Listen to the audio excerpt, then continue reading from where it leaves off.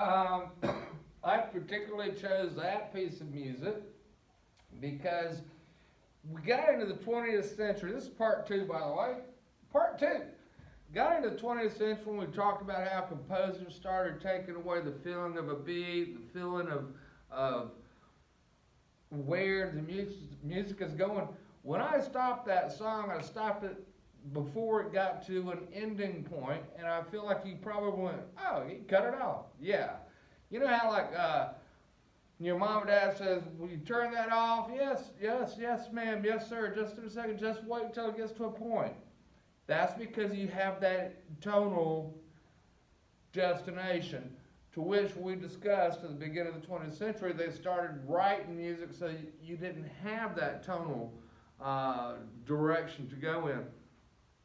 That song also I chose because of the title. Would you think it? Would you think that was in the background of a movie when they were playing a football game or a military battle? No, it makes you think of people in love. Well, it is a love theme. That was love theme. I just put it out there. That's the love theme from the movie King Kong. And I just think it's one of the most, it's a very beautiful piece of music. I will put it on the Moodle page if you want to go and listen to the rest of it. It also has pictures to go along with it. And so we're going to move right along. Today we're going to jump into a new genre. Nope, nope, nope, nope. We're not here. I've got these reversed. We're going to start off with new music notation. There are composers that felt like the standard way we write music just doesn't fit the needs I have. I need the instruments to be able to do much more. So they created their own notation style. Some of them don't even use the 5 lines on the music page that you normally see. And the guy we're going to use to discuss this is Penderecki. Now, Penderecki decided he needed his own music notation style. So if you'll turn to page 44, I can hold mine up and show you, but it's hard to see. On page 44, it shows you how he numbered.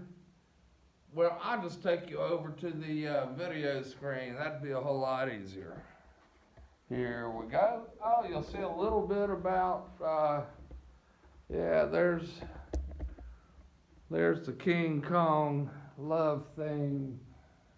Here we go. Penderecki. All right. What Penderecki did is he wrote down which instruments he wanted. He wanted 24 violins, 10 violas, 10 cellos, and 10 basses. And instead of writing the music with the lines and everything, he just said, for 15 seconds, he wants violin 1 through 4 to play this, and violin, I gotta go to this side so I can read. It's kind of foggy. I think that's 1 through 6 actually. This is 7 through 12 violins to play a different pitch and just play it how they wanted to. And when they get here to these triangles, they want them to get really, really loud. And so he did that with 24 violins, and for the violas, the cellos, and the basses, for 15 seconds, not minutes, 15 seconds, they're doing their own thing. And so let me tell you about this piece. I'm not going to do this so you can sit. Well, actually, I can stand in front of it and do it. At the beginning of this video is a rather long introduction. Evidently, a doctoral student at a college or whatever did this as a thank you to his professor. So if you play the video and you start from the beginning, it's going to take a little while. I've already fast forwarded to the very beginning of the actual music. But the name of the piece of music is Threnody to the victims of Hiroshima, or Threnody to the victims of Hiroshima, however you want to describe that. And I am quite amazed at how many students I get that don't know what Hiroshima or Hiroshima is. Well, that's the city that the U.S. dropped the atomic bombs on to begin the ending of WW2, World War II. Great devastation. So is this piece of music going to sound happy and jumpy and snappy beat? No, no. Remember I have once said before, I'm probably the first class, not all music is written to be enjoyed and lavish, but music depicts life. And life isn't all lollipops and fluffy bunnies. And so some music reflects that same thing. Imagine big airplane flying over B-52 bomber, dropping a bomb and just destroying within seconds an entire city.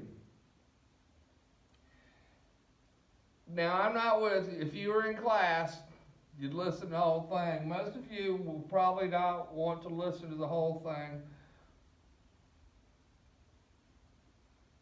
In fact, you may want to ask your dog or cat to get out of the room because they won't like this. But when you get down, if you're going to not listen to the entire thing, I strongly suggest you go to like the last 15, 20 seconds of this piece of music, because the guy that put this video together throws in some pictures of the actual bombing of Hiroshima. And we're listening to this as an example of composers using their own made-up notation. Threnody to the victims of Hiroshima.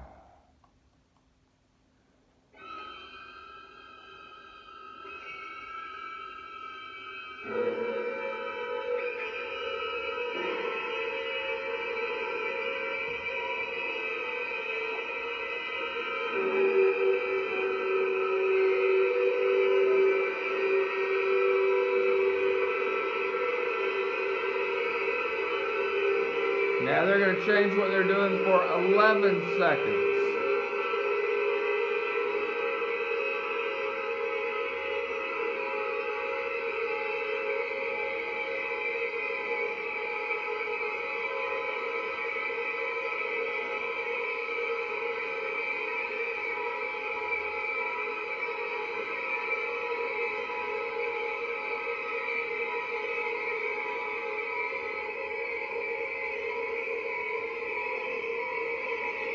Seconds, 6 seconds.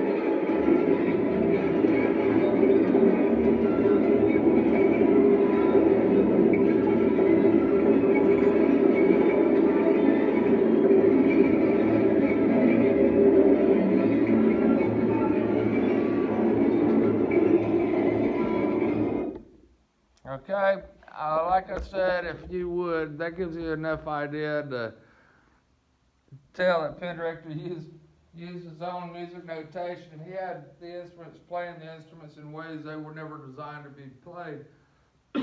That's why he had to create his own music notation. He's able to make all those weird, strange, odd, intense sounds. But like I said earlier, please go fast forward all the way to the last 20, maybe 30 seconds, and get, I think the music reflects the pictures very well. Here's an odd little note though. Penderecki did not write Eternity to the victims of Hiroshima. Nah, he wrote another piece of music, and his friend was over, and he said, would you name it? And he gave it some number's name, and his friend said, oh man, that sounds like bombing at Hiroshima, man. Can you hear it? You know, it builds up and at the end. So they changed the name, and I got way ahead of myself. Eternity is a tribute to the dead. So this is a tribute to the victims of Hiroshima.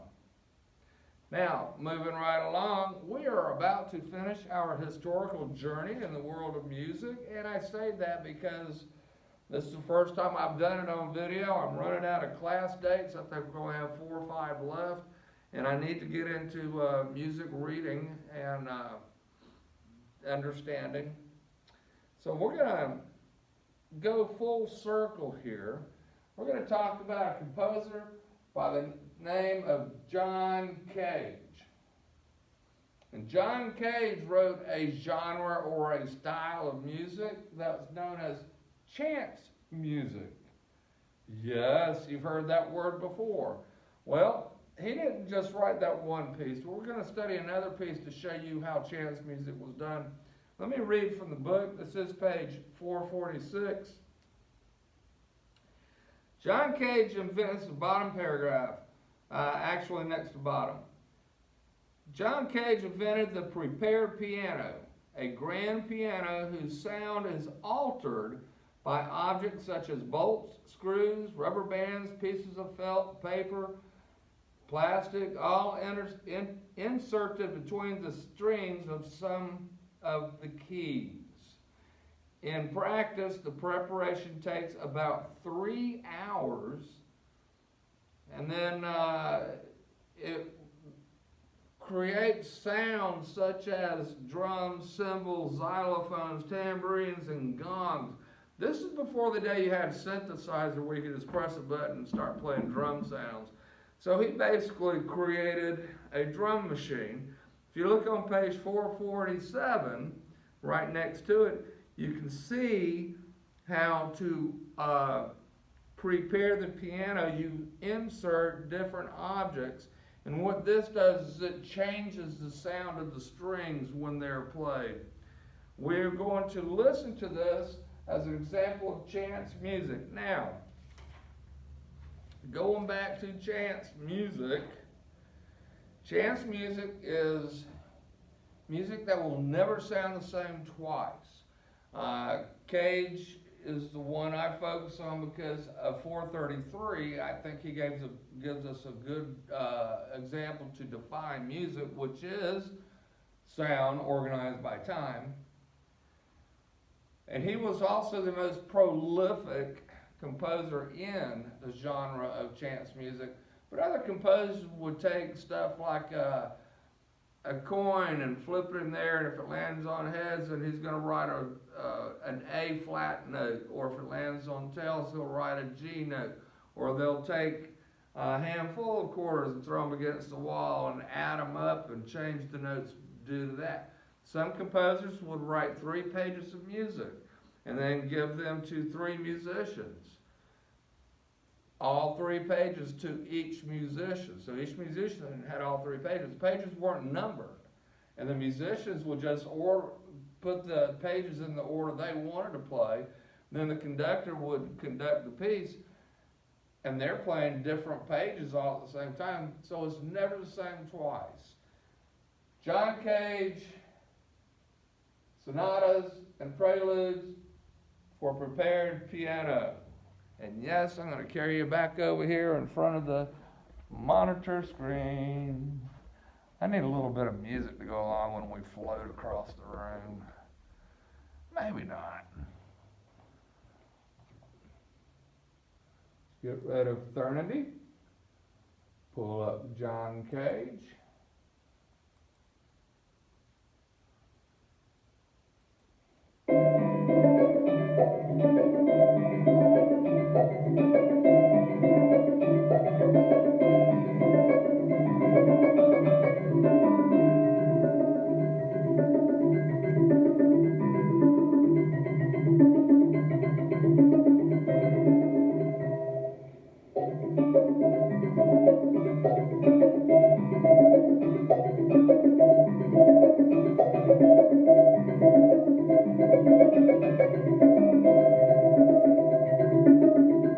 There's the metal bolts and stuff that she has put into the piano strings.